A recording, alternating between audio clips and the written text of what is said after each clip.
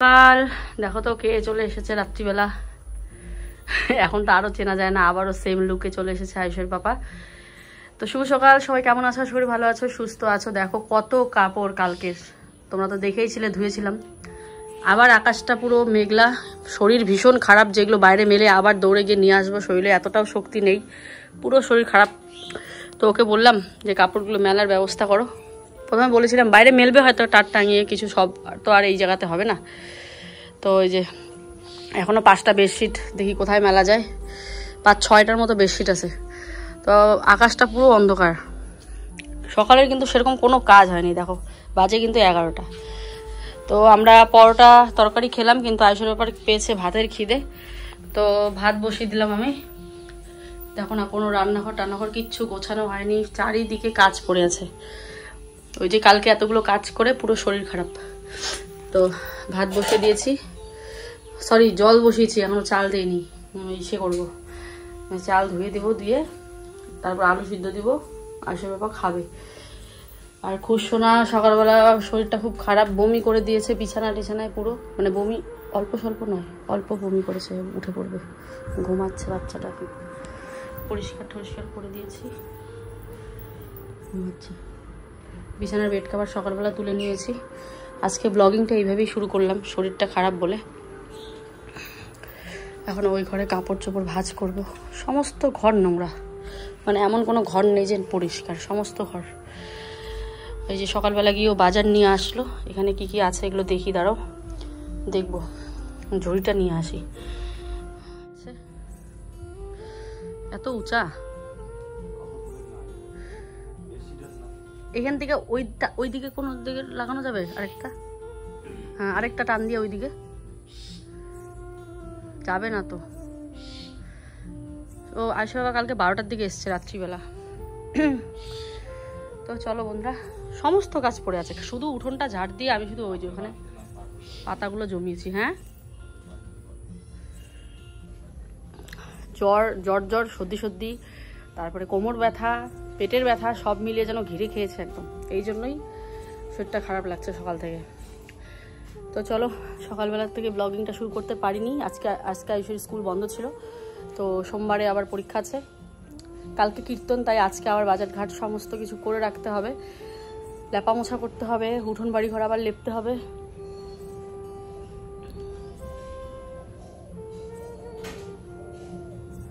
তো কোথায় তার টানাচ্ছে। চলো এবারে বর বউ দুজনে মিলে কাপড়গুলো মেলে দিই। শরীর কিন্তু কারোরই ভালো না। আয়ুষের বাবা এত দূর জার্নি করে এসেছে, ও ছেলে মানুষ বলে বোঝা যায় না, কিন্তু আমাদের মহিলা মানুষ তো একটু কিছুতেই যেন ভেঙে পড়ি। তো ওই তো যে ডাল ঠান্ডা কাটি দিয়ে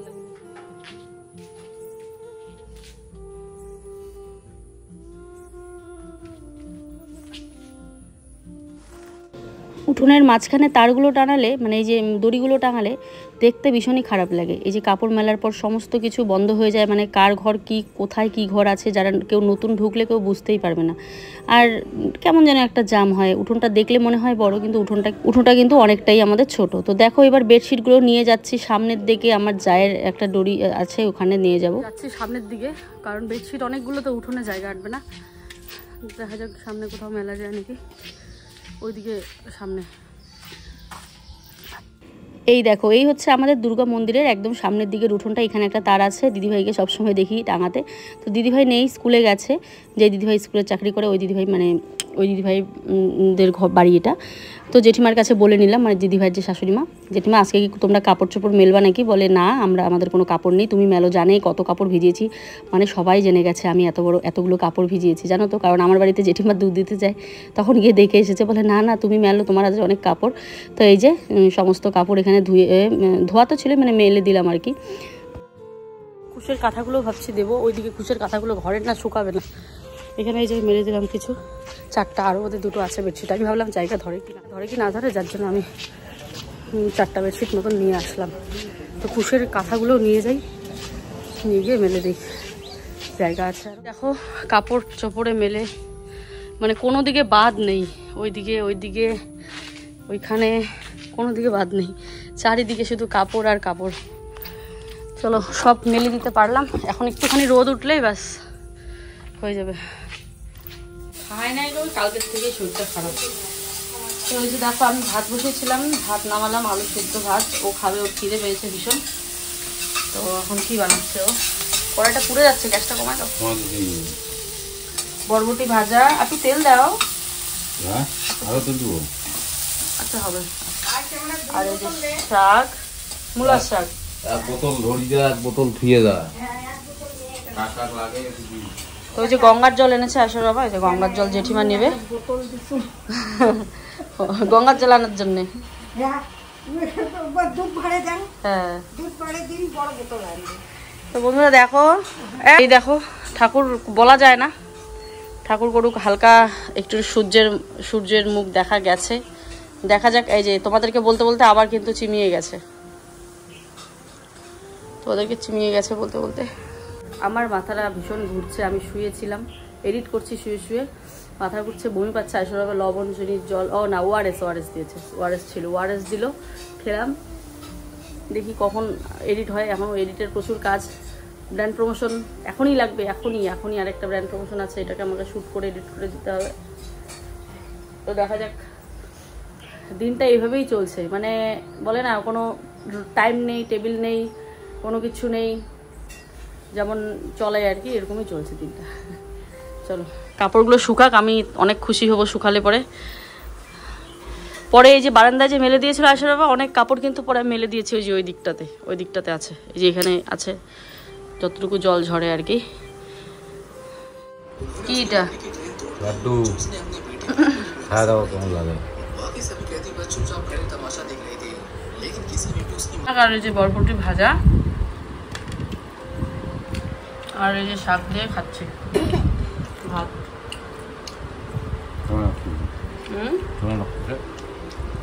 ভালোই লাগছে। আজকে তো নিরামিষ খেতে হয় আমাদের, শাক রসুন ছাড়া বানানো, কারণ কালকে কীর্তন দেবো না, সেই জন্য আজকে নিরামিষ।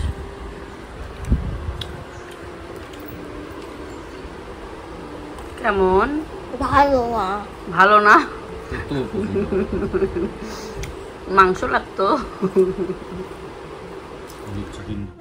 দেখো এত মানে সকাল থেকে ভালো ছেলেটা, অবশ্য কালকে থেকে একটু মানে কেমন সর্দি নাক ইয়ে করছিল। এই যে এখন দেখো জ্বর চলে এসেছে, পুরো জ্বর, একদম 100তে জ্বর চলে এসেছে। তো পরে কি করলাম, এই যে মাথায় জল টল দিয়ে, মাথায় একটু জলপট্টি দিয়ে দিলাম, দিয়ে এই যে ওষুধ খাইয়ে দিলাম, জ্বরের ওষুধ ছিল। তো জ্বর চলে এসেছে। জ্বর হলে একদম কেমন যে করতে থাকে, বুঝোই তো বাচ্চারা জ্বর হলে কিছুই ভালো লাগে না, তাও তো আয়ুষ অনেকটা সহ্য করে, চুপচাপ থাকে জ্বর হলে, কিন্তু ওর শরীর ভালো লাগে না, ওকে দেখলেই বোঝা যায়। তখন ওর দিকে যদি আমি ধ্যান না দিই তাহলে মুশকিল। মানে ও আমাকে বলবে না যে মা আমার ভালো লাগছে না বা কিছু, তোমরা দেখো, ও দেখলেই বুঝতে পারবো কেমন করে শুয়ে আছে। কি বলবো বন্ধুরা, ওইদিকে অর্ধেক ঘর ঝাড় দিলাম, তোমরা তো দেখতেই পারলে, ঝাড় দিতে দিতে খুব কান্না করছে, ওইদিকে নিয়ে গেছিলো। এবার আমি পুরো ঘেমে একাকার, আমার মাথা ঘুরছে, বমি পাচ্ছে, মানে স্নান না করলে খুব অস্বস্তি লাগছে। তাই ওকে রেখে আমি স্নানে গেলাম, স্নান করে যে অর্ধেক ঘর ঝাড়ুছে তখন দিচ্ছিলাম, ওই তখনই এই যে এখন আবার ঝাঁটা হাতে নিলাম, মানে এখন ঘর ঝাড় দিচ্ছি। ঝাড় দিয়ে এখনও রান্না হয়নি, তরকারি রান্না করবো, কখন যে কী করবো ভগবান জানে। প্রত্যেক দিন এত কাজের লেট না, কি বলবো।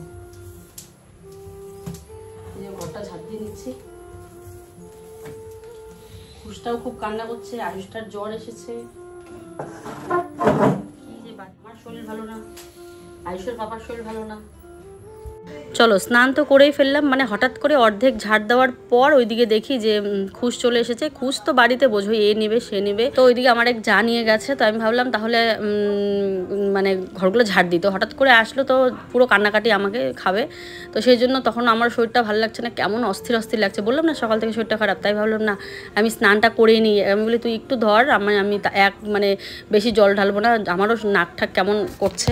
তো একটুখানি গা হাত পায়ে সাবান দিয়ে হালকা করে জল ঢেলে নিলাম, দিয়ে নাইটি চেঞ্জ করে ওকে নাইটি মানে স্নান করে যেমন চেঞ্জ করে ওকে খাইয়ে দিয়ে ঘুম পাড়িয়ে এই যে এখন আবার ঝাড়ু হাতে নিয়ে সমস্ত ঘরটা ঝাড় দিচ্ছি। এই ঘর দুয়ার ঝাড় দিয়ে একটুখানি রান্না করব কোনো রকম, সকালে তো একবার হলো খাওয়া দাওয়া। তো ঝাড় দিয়ে ঘর মুছে এবার বারান্দাটা মুছে নেবো, যেহেতু বারান্দায় পুরো জল, কাপড় মেলা হয়েছিল, কাপড়ের জলগুলো না হলে আজকে ঘরই মুছতাম না। ঘর মুছিনি অবশ্যই, বারান্দা দিয়ে মুছে টেবিলটা মুছে পরিষ্কার করে নিলাম। মানুষ ঘর বাড়ি বানায় কত প্ল্যান করে, আমরা যখন এই বাড়িটা বানাই আমাদের কিন্তু কোনো রকম রকম প্ল্যান ছিল না, শুধুমাত্র আমাদের একটা মাথা গোজার ঠাঁই হলেই যেন হয়ে যেত। কারণ যারা আমাদের পুরনো ব্লগ দেখেছো 2022-এর বা সরি 2020, তারা জানবে যে কেমন ঘরে আমরা থাকতাম, কীরকমভাবে জল পড়তো। তো আমাদের সেই হিসেবে একটা শুধু মাথা গোজার ঠাঁই হলেই হতো। তো দেখো ওই হিসেব করে আমরা দুটো ঘর, একটা বারান্দাতে রান্নার রুম বানিয়েছি। তো এবার দেখো আমি সমস্ত ঘর গুছিয়ে নিয়েছি, সেটাই দেখাচ্ছি। আর দেখো কী পরিমাণ রোদ উঠেছে, কাপড়গুলো মেলে দিয়েছি। তাপটা দেখো কি যে ভালো লাগছে, গরম লাগুক তাও যেন কাপড়গুলো শুকিয়ে যায় বাবা। তো যেটা বলছিলাম যে তখন শুধুমাত্র একটা আমাদের ঘরের প্রয়োজন ছিল, ব্যাস বাচ্চাটা যাতে ভেজে না বা আমার জিনিসপত্র আমার ফার্নিচারগুলো যাতে না ভিজে, তো সেরকমভাবে আমার একটা ঘর হলেই হয়ে যেত। সেই হিসেব করে বানিয়েছে, কোনো রকম প্ল্যান করিনি যে বাথরুম কোথায় হবে, কলের পাড় কোথায় হবে। তো কোনো রকম কলের পাড়টা একদম ঘরের সাথেই বসিয়ে দিয়েছি, মানে জল যেতে খুব অসুবিধা হয়। এই যে কলের পাড়টা এখানে, জল যে কোথা দিয়ে যাবে, কারণ পেছনেই ক্ষেত, আমাদের তো ক্ষেত নয়। তো তারপরে এই জলটা কোথায় যাবে, তো আইসুর বাবা বুদ্ধি করে মাটির নিচ দিয়ে পাইপ ইয়ে করে পরে ওটাকে নিয়ে গেল আর কি। অনেকটা খাটনি হয়, পাইপটাও জাম হয়ে যায়, জল যাওয়ার খুব কষ্ট হয়, জল জমে থাকে কলের পাড়ে। তো এবার ভাবছি একটু বুদ্ধি করে, একটু প্ল্যান করে ঘরটাকে আমাদের একটু ঠিকভাবে বানাতে হবে। ঘর বানাবো বলতে আমাদের ইচ্ছা আছে, মানে নতুন করে প্ল্যান হলো, মানে কি বলতো, আগে যেটা বললাম যে ঘর যে করেছি দুটো পাকা ঘর, দুটো এই যে থাকার ঘর, কোনো প্ল্যান ছাড়া, যে শুধুমাত্র মাথা গোজার ঠাঁই হলেই হতো।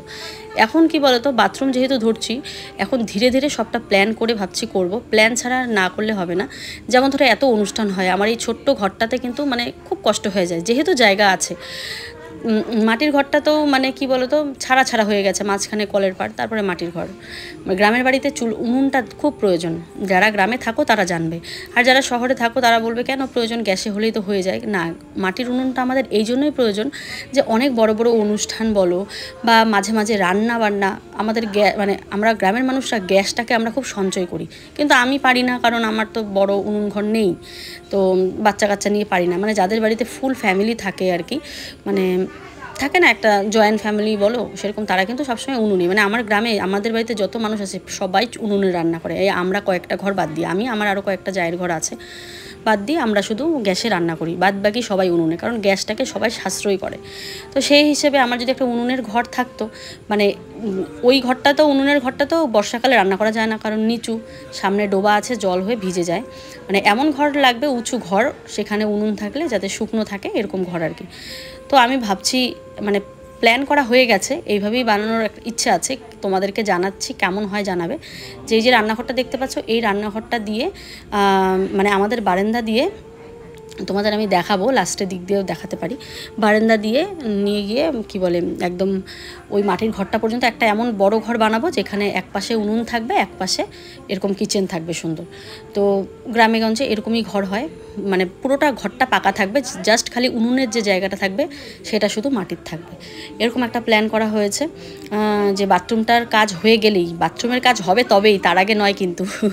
বাথরুমের কাজ হবে তবেই, বাথরুমের কাজটা তো এই তো ধরেই ফেলবো সব। এই যে কীর্তন আছে, কীর্তনটা দিয়ে নিয়েই বাথরুমের কাজটা ধরবো, মানে এই যে এদিকের কাজগুলো সেরেই তারপরে বাথরুমের কাজ ধরবো। তো বাথরুমের কাজ হয়ে গেলে তারপরে একদম আমাদের মানে মেন যে এখন বারান্দা, এই বারান্দা দিয়ে একদম এমনভাবে এল সিস্টেম করে ঘরটা বানাবো, রান্নাঘর, আমাদের ঘর, তারপরে বাথরুম, এরকমভাবে যাতে বৃষ্টি বাদল হলে আমার কোনো রকম অসুবিধা না হয়, যে বাইরে যেতে হবে বা কিছু এরকম কোনো যাতে অসুবিধা না হয়। ঘরে একদম সিঙ্ক সমস্ত কিছু বসিয়ে দিয়ে ইচ্ছে আছে না, তবে ছাদ ঢালাই নয়, ওটাও সুন্দর টিনেরই হবে, কারণ এই জায়গায় আমি ছাদ ঢালাই বানাতে চাই না।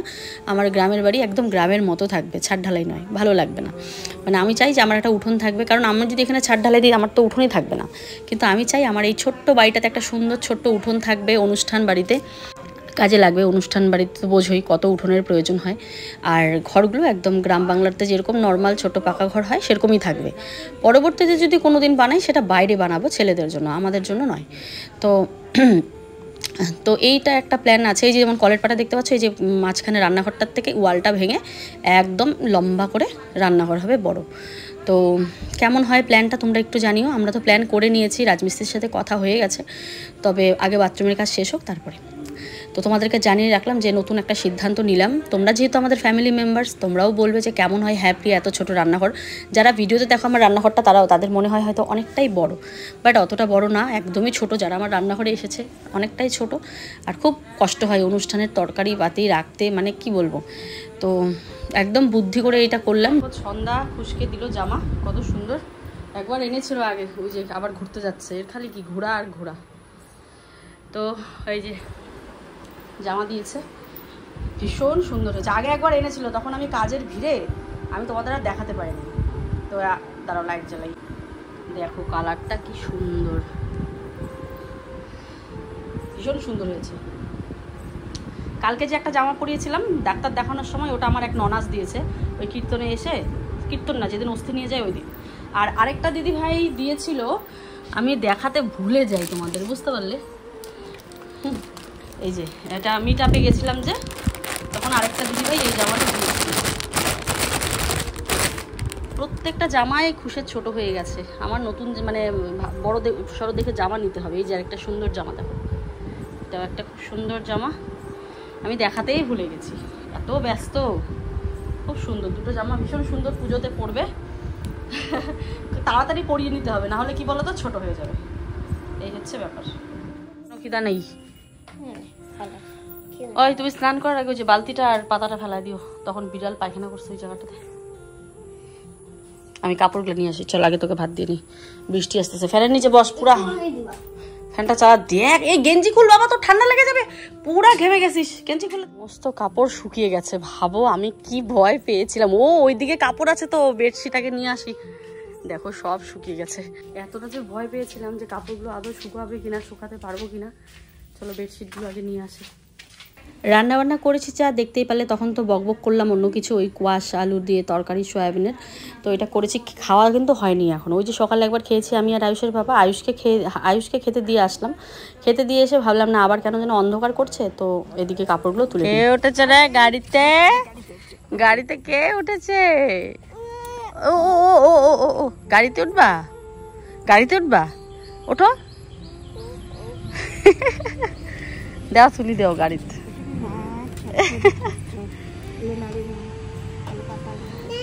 চলো কাপড়গুলো নেওয়া হয়ে গেল, এবার যাই বাড়িতে। ওই দিকে খুশ শোনা আছে, মা মোয়ের কোলে, ওই যে রাস্তার পাড়ে গেছে খুশ। চলো আবার পিছনে যাবো এবারে। চলো এবার যাই পেছনের দিকে। ও আমার যে খুশি লাগছে না, কাপড়গুলো যে শুকিয়ে গেছে, আমার ভীষণ খুশি লাগছে। কয়েকজন দিদিভাইরা কমেন্ট করে বলেছে তোমার এত কাপড়, তুমি এত কাপড়গুলো কি শুকাবে এত কাপড়? ওটাই আমিও ভয় পাচ্ছিলাম, কিন্তু ভগবানের অশেষ কৃপা শুকিয়ে গেছে। রোদও উঠেছিল ভীষণ। তবে যেগুলো একটু ভেজা ভেজা আছে ওগুলো বাইরে তারে দিয়ে দেবো, ব্যাস শুকিয়ে যাবে। তো এই হচ্ছে ব্যাপার। পেছনটা আসলে যে এত ভালো লাগে। এর তো আর শীত আসছে, তারপরে চলে আসবো পেছনে এসে ভিডিও শেয়ার করব তোমাদের সাথে। চুলটাও ভেজা, তাই শুকোতে দিলাম, চুল ছাড়াই হয় না। একটা জিনিস দেখাই, এবার কিন্তু আমাদের এই যে বাইরেটা যে প্লাস্টার করা হয়নি, তোমরা জানো, এই বাইরেটাও কিন্তু আমরা এবার প্লাস্টার করে দেবো, না হলে ভেতরে রং করব না, রং করলেই খারাপ হয়ে যাবে রং। পুরো চারিদিকটা আমরা প্লাস্টার করে দেবো বাইরের। এই যে আমাদের ঘর এটা। চলো। ওহ কি সুন্দর মুচমুচে হয়ে শুকিয়েছে, কি যে ভালো লাগছে, মানে কি বলবো, কি ভয় পাচ্ছিলাম। প্যান্টটাও, হ্যাঁ বা এত মোটা প্যান্টও শুকিয়ে গেছে। তাহলে ভাবো দুপুরবেলা কি রোদ, মানে এখন যেহেতু মানে গরমের দিন, একটুখানি রোদ দিলেই, মানে একবেলা রোদ দিলেই কাপড় শুকিয়ে যায়। দেখো কি মোটা মোটা প্যান্ট শুকিয়ে গেছে, মুচমুচে হয়ে গেছে। আকাশটা বাপরে কি সুন্দর। এখন বৃষ্টি আসুক, এখন সমস্যা নেই। কাপড় টাপড় শুকানো শেষ, এখন আসুক বৃষ্টি আসে না কি আসে। আর এই ঘরের কাপড়, দুই ঘরের কাপড় এখন ভাঁজ করব। সন্ধেবাতিও দিতে হবে, সন্ধেবাতিটা দিয়েই আসি। দেখো আকাশটা কি করছে, আর এই দেখো কাপড়। ও কারেন্ট নেই তো,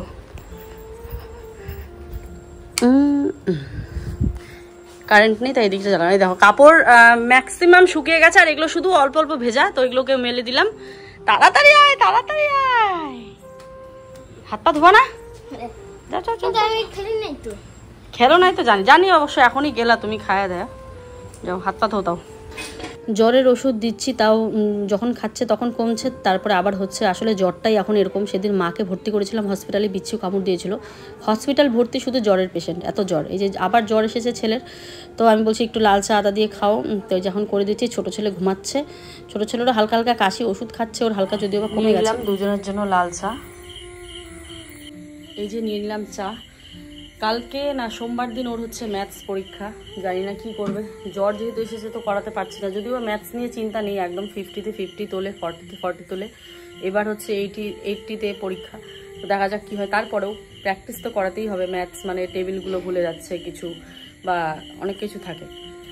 ম্যাথস, মোরাল সায়েন্স এগুলোতে একদম কাটায় কাটায় নাম্বার তোলে, বাট যে ইংলিশ 1 ইংলিশ 2 আছে সমস্ত শর্ট কোশ্চেন যেগুলো আছে সেগুলোতে একদম একুরেট নাম্বার ওঠে। বাট ওই যে বড় যে কোশ্চেনগুলো হয় সেটাও আমরা যেমন বাংলায় একটা প্রশ্নের উত্তর সাজিয়ে লিখি যে আমরা গাছ কেন লাগাই, যে আমরা গাছ কিসের জন্য লাগাই, যেভাবে ধরো আমি বোঝাচ্ছি আর কি, ধরো পূর্ণ বাক্যে যে অ্যান্সারগুলো হয় বাংলাতে সেরকম ইংরাজিতেও পূর্ণ বাক্যে হয়। সেই পূর্ণ বাক্যে লেখাটাও এখনও শিখতে পারিনি, মুখস্থ ঠোঁটস্থ হয়ে যায়, বাট লেখার সময় স্পেলিং মিস্টেক, না হলে হয়তো এটা লিখছে তো সেটা লিখছে না, এরকম হয়ে যাচ্ছে আর কি। তো যাই হোক, ও যদি ছোটোর থেকে পড়তো তাহলে হয়তো এতদিন এটা ওর হতো না, যেমন ওর ফ্রেন্ডসদের এটা হয় না, ওর হয়।